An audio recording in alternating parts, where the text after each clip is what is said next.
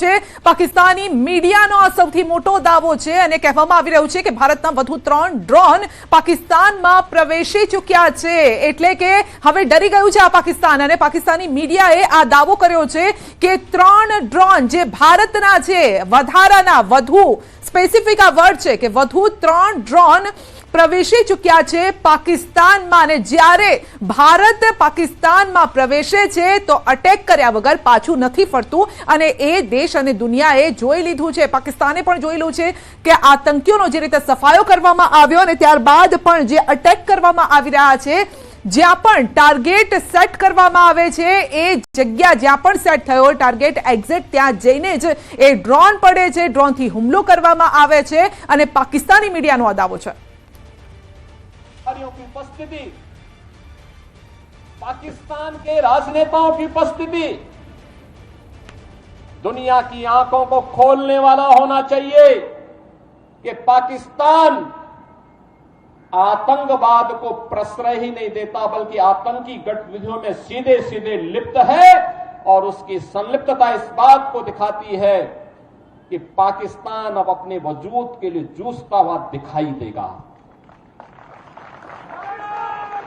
हर भारतवासी का दायित्व बनता है इस समय हम भारत की सेनाओं के मनोबल को बनाए रखने के लिए देश की सुरक्षा के साथ कोई भी अगर शरारती तत्व किसी प्रकार की शरारत करता है तो पूरी सजगता और सतर्कता के साथ हम सबको भी अपनी सेनाओं के मनोबल को भी बढ़ाना है, सुरक्षा बलों के साथ भी खड़ा होना है, साथ साथ किसी भी उस शरारतपूर्ण कार्रवाई को जो सुरक्षा में सेंध लगाती हो उसको बेनकाब भी करना है।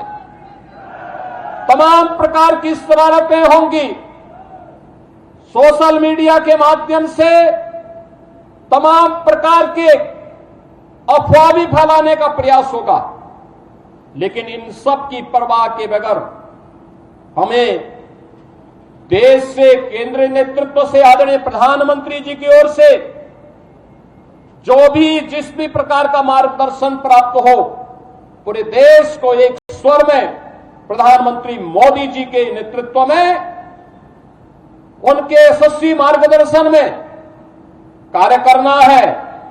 भारत हर हाल में विजयी है और विजयी रहेगा, इसमें कोई संदेह नहीं होना चाहिए।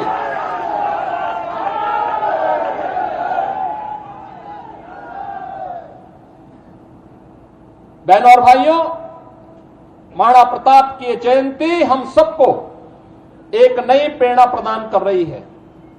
हर भारतवासी इस चुनौतीपूर्ण समय में भारतीय सेना के साथ उनके मनोबल को सैन्य अधिकारियों और पूरी सैनिकों के साथ कदम से कदम मिलाकर के सहयोग करने के लिए तत्पर होगा। इस विश्वास के साथ मैं धन्यवाद दूंगा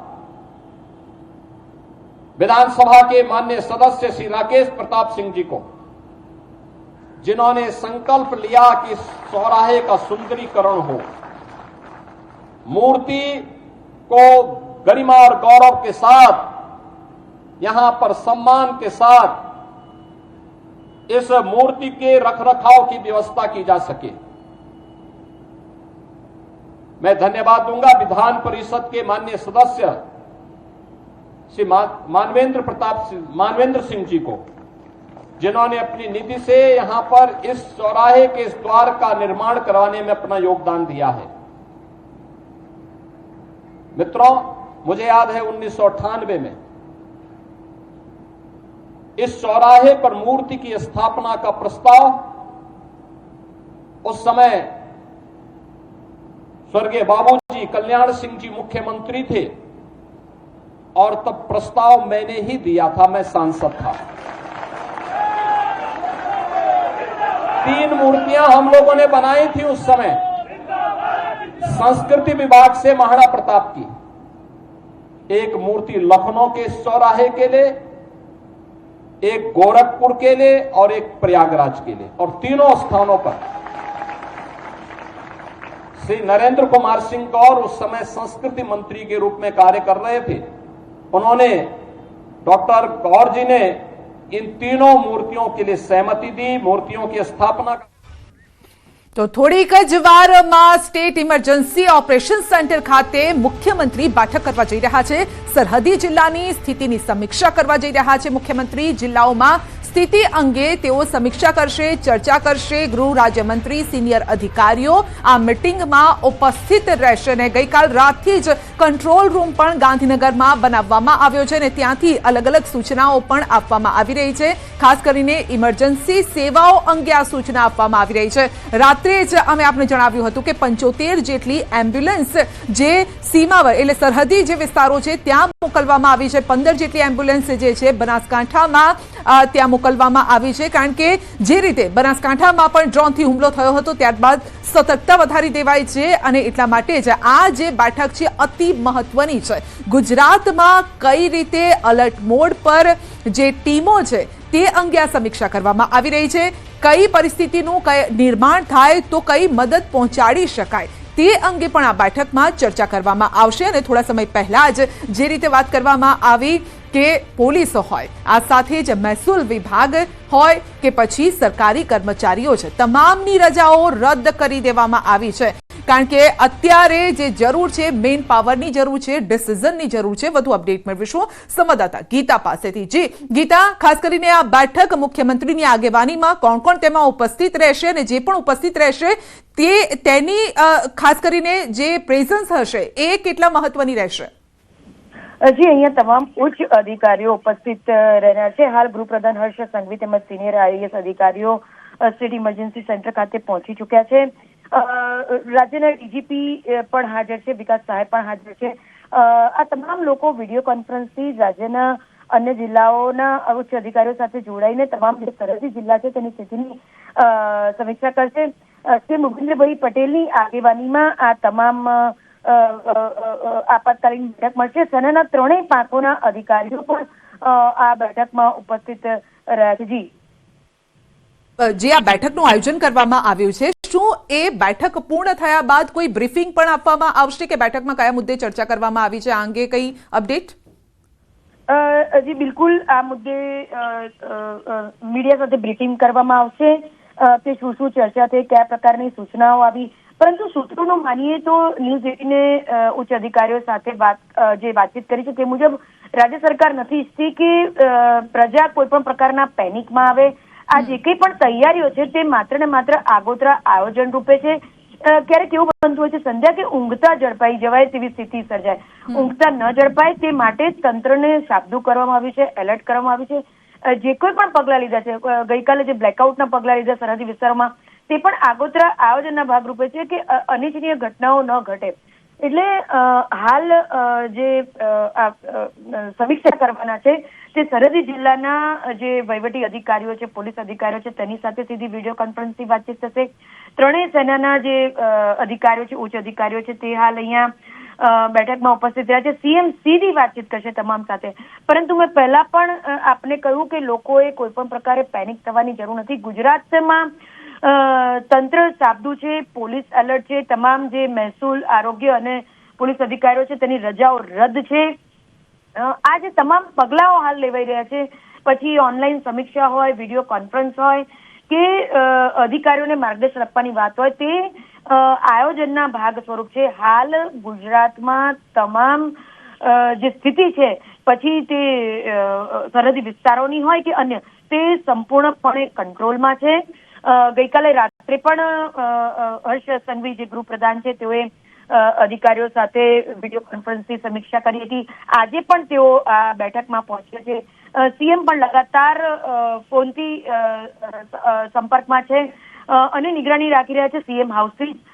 પરંતુ જે મેજર આજના દિવસની તેમની બેઠકો છે સીએમની, તે મોટાભાગે નહીં થાય. તેમનું સંપૂર્ણપણે જે ધ્યાન છે તે આ સ્થિતિ ઉપર નજર રાખવાનું રહેશે. જી, જે સરકારી કર્મચારીઓ છે તે લોકો માટે તો એક એડવાઇઝરી આપવામાં આવશે જ, બહાર એમને સૂચના પણ આપવામાં આવશે જે પહેલા પણ અપાઈ ચૂકી હશે. પરંતુ સામાન્ય નાગરિકોએ આ પરિસ્થિતિમાં કઈ રીતે ધ્યાન રાખવું તેને લઈને પણ શું કોઈ જાહેરાત કરવામાં આવી શકે છે? કારણ કે આપાતકાળમાં શું કરવું તેને લઈને પણ આપણે લોકોને અપડેટ કરી રહ્યા છે, ગ્રાફિક્સના માધ્યમથી આપણે લોકોને સમજાવી પણ રહ્યા છે, કારણ કે આ સમય છે સાચવી લેવાનો સમય હોય છે, કારણ કે ભારત પાકિસ્તાનનું આ જે યુદ્ધ છે અને તણાવભરી જે સ્થિતિ છે તેવામાં દરેક નાગરિકે અત્યારે તંત્રને સાથ આપવાની જરૂર છે, એટલે નાગરિકો માટે પણ કોઈ એક એવી એડવાઇઝરી બહાર પડી શકે છે?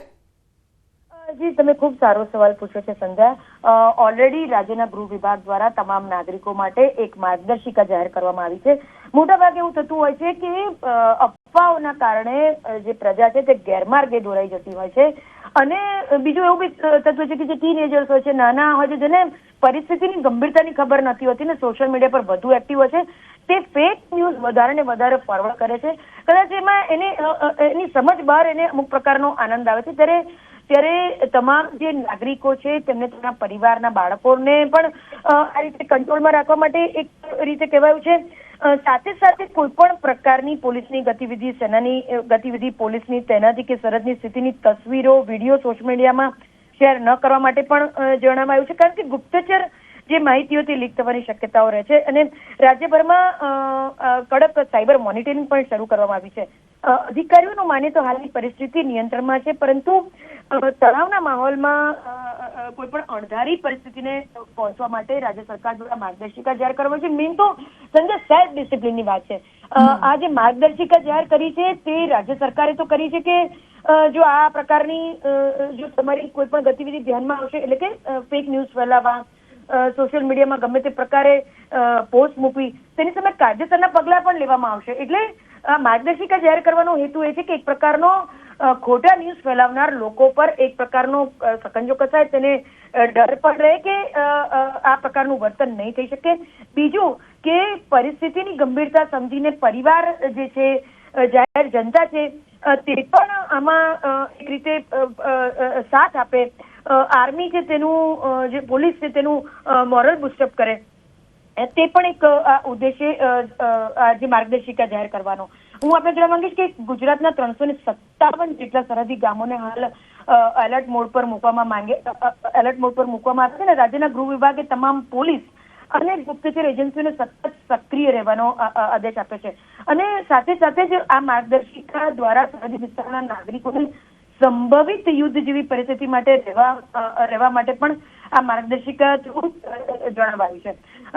હું જણાવવા માંગીશ કે બિલકુલ, આપનો આભાર અમારી સાથે જોડાવા બદલ, કારણ કે સતત અપડેટ આપણી પાસે આવી રહ્યું છે અને સીધા દ્રશ્યો અમે જે આપને બતાવી રહ્યા છે. મુખ્યમંત્રી એક સ્ટેટ ઇમરજન્સી આ જે બેઠક છે તે કરી રહ્યા છે, અને જેમાં આપ જોઈ શકો છો કે ગૃહ રાજ્યમંત્રી ત્યાં ઉપસ્થિત છે, પોલીસના અલગ અલગ જે અધિકારીઓ છે તે પણ ઉપસ્થિત છે, આ સાથે સચિવો પણ છે, અને અલગ અલગ લેવલે જ્યાં તૈયારીઓ કરવાની છે તમામ લોકોને આ બેઠકમાં આ બોલાવવામાં આવ્યા છે, અને કઈ રીતે આ જે પરિસ્થિતિ અત્યારે છે, તણાવભરી પરિસ્થિતિ છે, તેને પહોંચી વળવા માટે કઈ તૈયારીઓની જરૂર અત્યારે પડી રહી છે તે અંગે આ ચર્ચા કરવામાં આવી રહી છે. આ સાથે જ તમામ જે બોર્ડરના એરિયાઝ છે, સીએની પરીક્ષા રદ કરાઈ છે, કારણ કે હાલનો જે સમય છે અનેક એક્ઝામ્સનું આયોજન કરવામાં આવ્યું છે, અને તેવામાં સીએની પરીક્ષા જે યોજાવાની હતી તેને રદ કરવામાં આવી છે. તણાવભરી સ્થિતિને ધ્યાને રાખીને આ નિર્ણય લેવાયો છે. હવે ક્યારે આ પરીક્ષા લેવાશે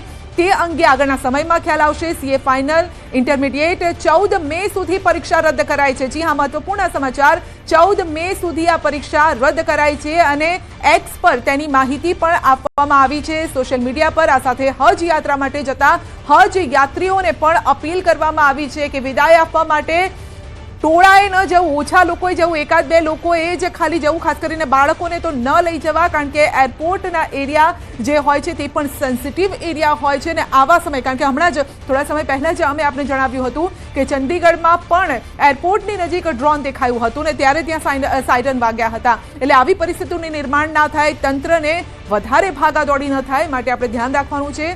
જ્યારે હજ યાત્રીઓને કોઈ મૂકવા જઈ રહ્યું છે, તેમને સી ઓફ કરવા જઈ રહ્યું છે, તો એક બે લોકો જાય, ને ખાસ કરીને તેમાં બાળકોને તો બિલકુલ ન લઈ જાય.